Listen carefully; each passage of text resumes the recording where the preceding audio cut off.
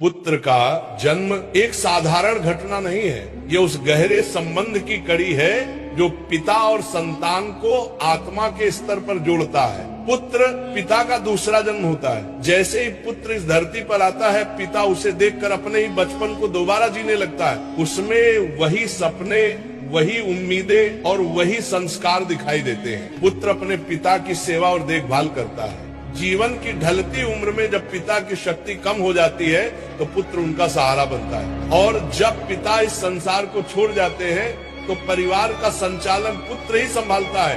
पुत्र वंश को आगे बढ़ाता है। जन्म और मृत्यु का चक्र इसी से चलता है। पुत्र अपने पिता के नाम और परंपराओं को जीवित रखता है ताकि परिवार की जड़ें कभी सूख न जाए। पुत्र का सबसे बड़ा कर्तव्य माता पिता की सेवा करना है।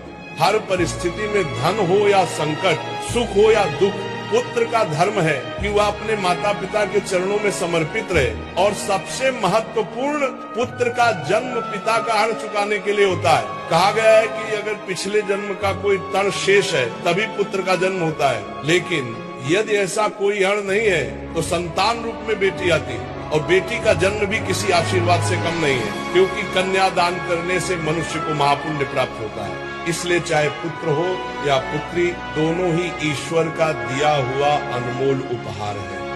पुत्र का जन्म